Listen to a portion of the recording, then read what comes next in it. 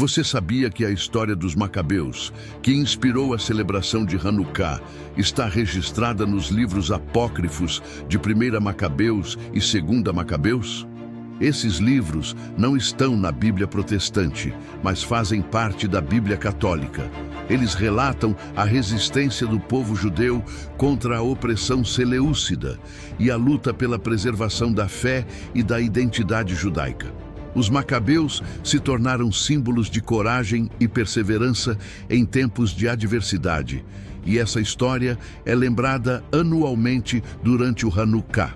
Se você se interessa por essa história e deseja conhecer melhor os detalhes, pode encontrar os livros de 1 e 2 Macabeus na Bíblia Católica.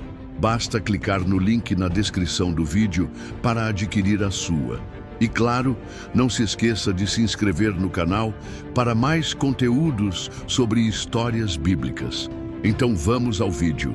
Durante todo o inverno, comunidades judaicas ao redor do mundo se reúnem para celebrar a Hanukkah.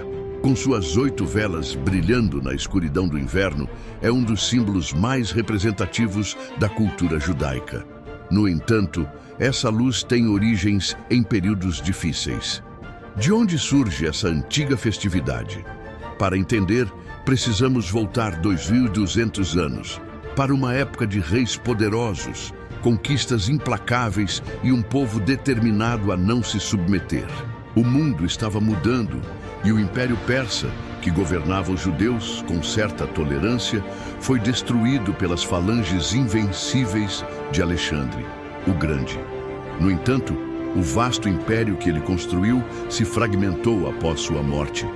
Dizem que, em seus últimos momentos, ao ser questionado sobre a quem deixaria seu império, ele respondeu: para o mais forte.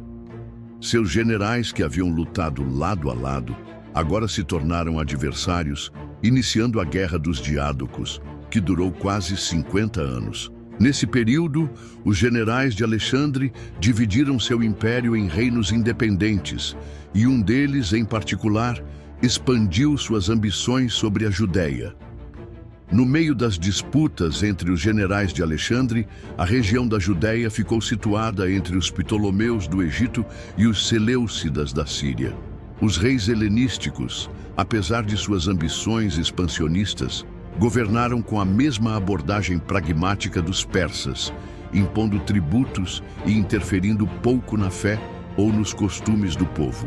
O verdadeiro poder local estava nas mãos do sumo sacerdote de Jerusalém, que gerenciava tanto as questões religiosas quanto a política interna a partir do grande templo. Porém, foi no ano de 198 a.C. que a balança do poder se inclinou. Antíoco, o Grande, derrotou a resistência ptolomaica e anexou a Judéia ao Império Seleucida. Mas, ao invés de punir sua nova província, reduziu os impostos e reafirmou o direito dos judeus de viverem de acordo com sua própria fé e leis. Pela primeira vez em décadas, a Judéia parecia ter encontrado um governante que preferia governar com a caneta e não com a espada. Com isso, a Judéia passou por um processo de assimilação cultural, a helenização. Foi então, no ano de 175 a.C., que o ritmo dessa transformação se intensificou de forma decisiva, quando Antíoco Epifânio se tornou o novo rei. O conservador Onias I foi deposto do cargo de sumo sacerdote, pois se opunha veementemente ao helenismo, ao contrário de seu irmão, que abraçava e promovia essa visão de mundo a tal ponto que trocou seu nome hebraico por uma versão grega, Jason. E com Jason no comando, Jerusalém começou a mudar. Foram criados espaços onde os jovens podiam estudar filosofia, praticar esportes e treinar corpo e mente segundo os ideais gregos. Mas foi um evento específico que simbolizou essa nova era de integração, ou de traição, dependendo do ponto de vista. Jason enviou atletas judeus para competir em uma versão dos Jogos Olímpicos realizada na cidade de Tiro, em homenagem ao herói grego semideus Hércules. E lá, ele fez um tributo sacrificial ao filho de Zeus. Para alguns, esse gesto foi um sinal do futuro, uma Judéia plenamente inserida no mundo helenístico. Já para outros, isso foi uma afronta, um sacrilégio e uma heresia. A tensão entre a tradição e a mudança estava prestes a atingir um ponto de ruptura. Talvez a política mais ousada e perigosa de Jason tenha sido permitir que os não-judeus colocassem ídolos de seus deuses dentro do próprio templo sagrado. Para muitos judeus, aquilo não era apenas uma afronta, mas uma profanação. O sumo sacerdote, aquele que deveria zelar pelo pacto entre Deus e seu povo, agora tolerava abertamente divindades estrangeiras. Para os judeus das comunidades rurais, seguidores da lei judaica e dos antigos profetas, isso era inaceitável. A tensão crescia, mas ainda estava prestes a alcançar um novo nível, pois Antíoco Epifânio era completamente diferente de seu pai. Os historiadores antigos o descrevem como um tipo de Nero, ou Cômodo, errático, excêntrico e imprevisível. Desde o início, Antíoco mostrou que seu governo seria tudo, menos estável. No primeiro ano de seu reinado, ele apoiou o golpe de Jason contra Onias I, acreditando que um sumo sacerdote simpático ao helenismo aceleraria a transformação da Judéia. Mas, para um homem como Antíoco, nada era rápido o suficiente. Apenas 3 anos depois, insatisfeito com o ritmo da helenização, ele depôs Jason e colocou em seu lugar alguém ainda mais radical. Menelau, um sacerdote sem qualquer lealdade à fé judaica de seu povo. Com Jerusalém sob um líder ainda mais pró-helenístico, Antíoco voltou sua atenção para um prêmio muito maior. No horizonte brilhava a coroa dos faraós. Se conseguisse subjugar o Egito, ele dobraria o tamanho de seu império e se tornaria o senhor incontestável do mundo helenístico. Enquanto Antíoco marchava para a glória no Egito, Jason viu sua oportunidade. Com Menelau profundamente impopular e o rei distante, ele reuniu seus aliados e lançou um contragolpe. Jerusalém foi tomada e Menelau expulso. Por um breve momento parecia que a cidade poderia escapar da influência helenística, mas o destino tinha outros planos. Enquanto isso, a campanha egípcia de Antíoco terminou em humilhação. Quando ele estava às portas de Alexandria, o rei encontrou um inimigo que não poderia derrotar: Roma. Os embaixadores da República Romana, frios e calculistas, exigiram sua retirada imediata. Quando Antíoco pediu um tempo para pensar, o senador Caio Popílio Lenas traçou um círculo de areia ao redor do rei e disse: "Dê sua resposta antes de sair desse círculo." Antíoco teve que escolher entre sua ambição e a sobrevivência de seu império. E por fim, ele escolheu recuar. Quando retornou às suas terras, seu humor não era mais apenas sombrio, mas sim furioso. E então veio a pior notícia possível. Jerusalém havia se rebelado. O rei explodiu em ira e seus exércitos invadiram a cidade com brutalidade, esmagando qualquer resistência. E Jason, que tanto conspirava pelo poder, foi forçado a fugir, abandonando seus próprios aliados. Antíoco não apenas restabeleceu Menelau como sumo sacerdote, mas decidiu que Jerusalém jamais voltaria a desafiá-lo. Se antes a helenização tinha sido um processo gradual, agora se tornava uma imposição brutal. Antíoco decretou o fim do judaísmo.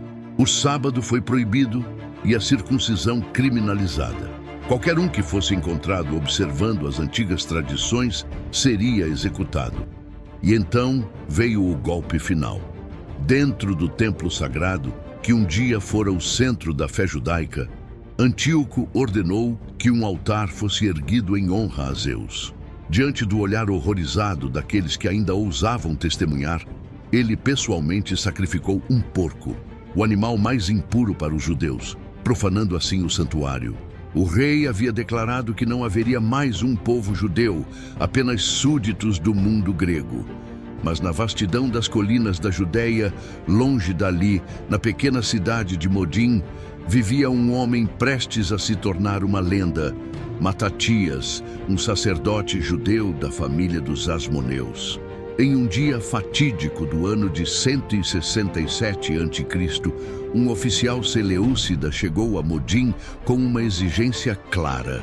Os habitantes deveriam oferecer sacrifício aos deuses gregos, um ato simbólico de submissão ao novo regime. Quando Matatias se recusou, um judeu helenizado, ansioso por agradar os governantes, avançou para realizar o ritual em seu lugar.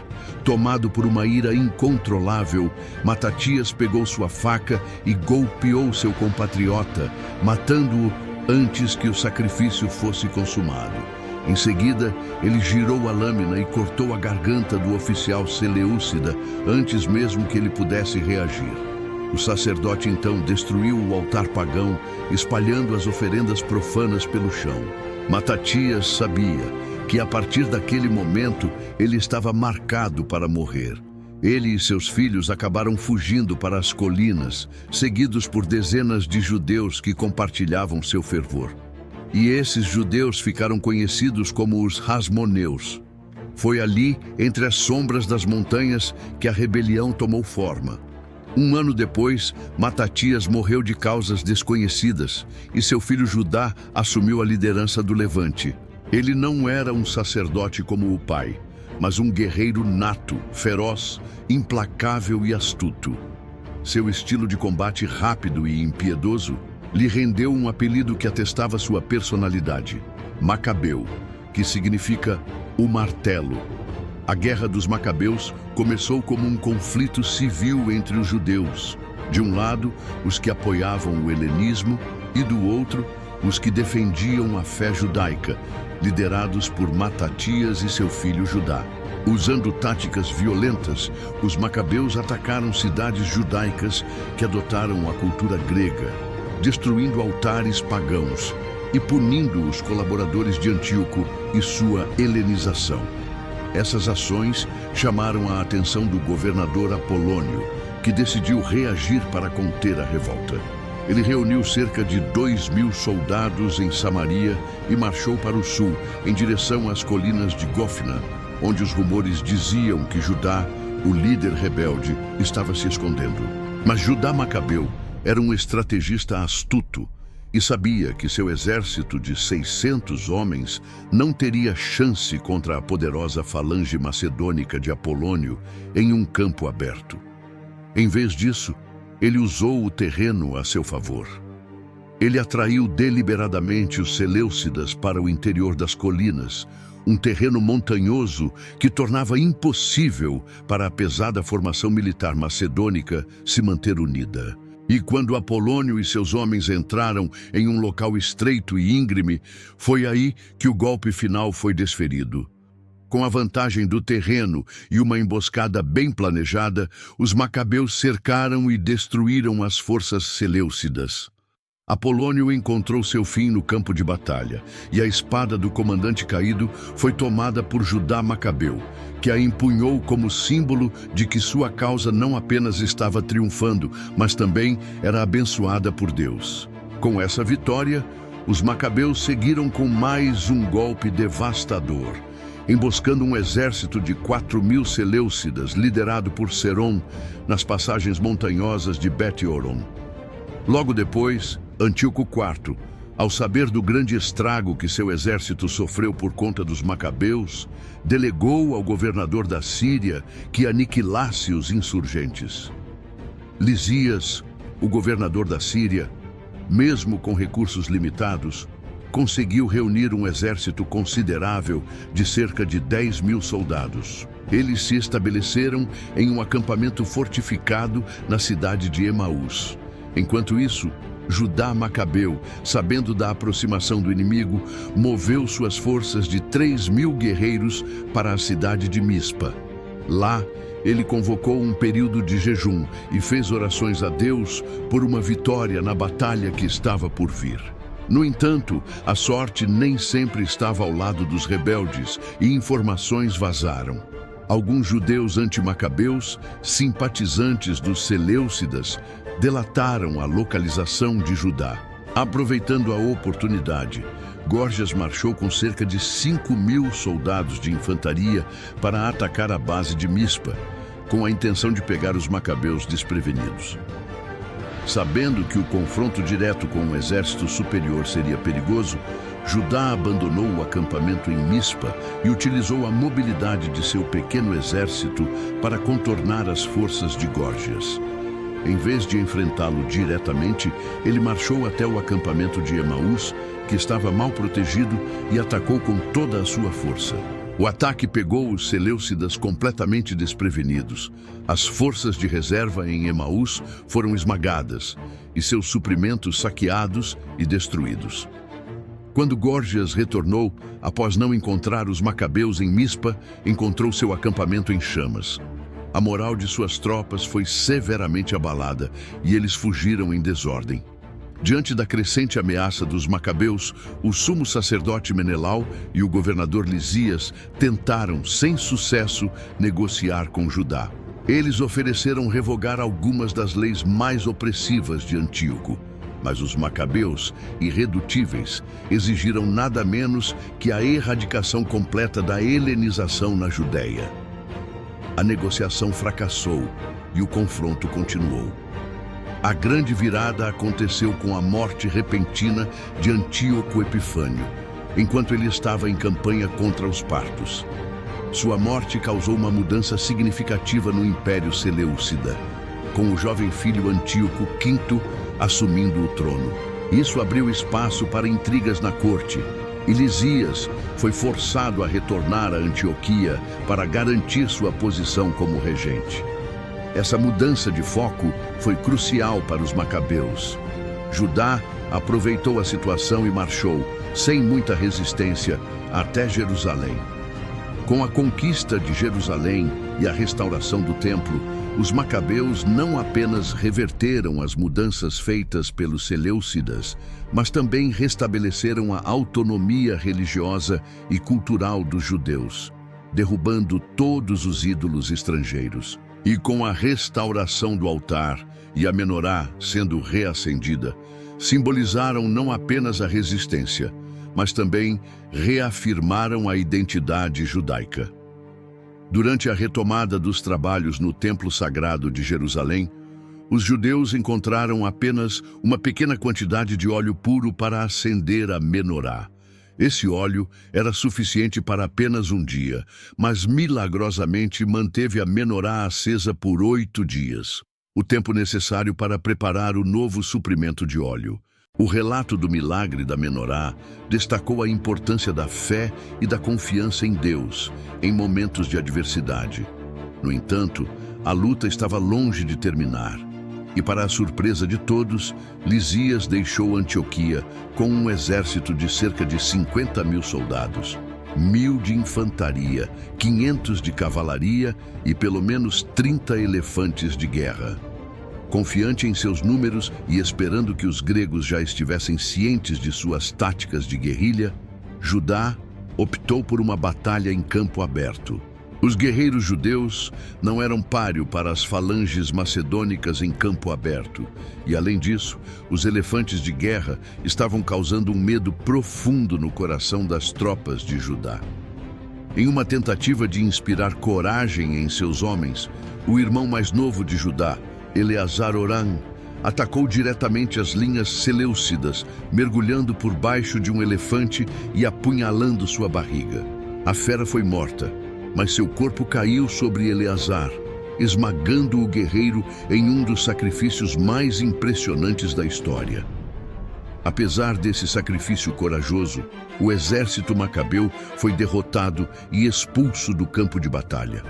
O número de soldados do exército judaico era muito inferior, e a moral das tropas estava abalada pela fuga de muitos soldados diante da enorme força do exército inimigo. Mesmo assim, os judeus já haviam demonstrado grande habilidade militar e coragem. Após essa derrota, o contexto político na Judéia mudou novamente. O rei Demétrio I Sóter que sucedeu o rei Antíoco V após sua morte, estava firmemente no controle. Os macabeus continuaram resistindo, e mesmo com a derrota, o espírito de luta deles não foi apagado, pois tinham em mente que a liberdade era o bem mais precioso da vida. E após anos de resistência feroz, a Judéia foi finalmente liberta da opressão seleucida. No entanto, mesmo com a conquista da independência e o estabelecimento do reino asmoneu nos anos seguintes, a influência da cultura grega não desapareceu imediatamente. A dinastia Asmoneu governou a Judéia por várias décadas, mas a paz duradoura nunca foi garantida. O Império Seleucida, já enfraquecido pelas derrotas sofridas contra os romanos, foi incapaz de manter o controle da região, e o surgimento da República Romana trouxe novas ameaças para a independência da Judéia. Judá Macabeu e seus seguidores foram símbolo da resistência contra a opressão, defendendo ferozmente a liberdade religiosa e cultural do povo judeu. E o Hanukkah, com suas luzes brilhando na escuridão, simboliza a resistência e a perseverança diante da adversidade, além de manter viva a memória de um povo que se recusou a se submeter à dominação cultural e religiosa. E agora eu te faço uma pergunta. Você já conhecia a história dos Macabeus e a origem do Hanukkah? Uma batalha pela liberdade e um milagre que até hoje inspira milhões. Compartilhe nos comentários o que você sabe ou o que mais gostaria de aprender sobre essa incrível jornada histórica.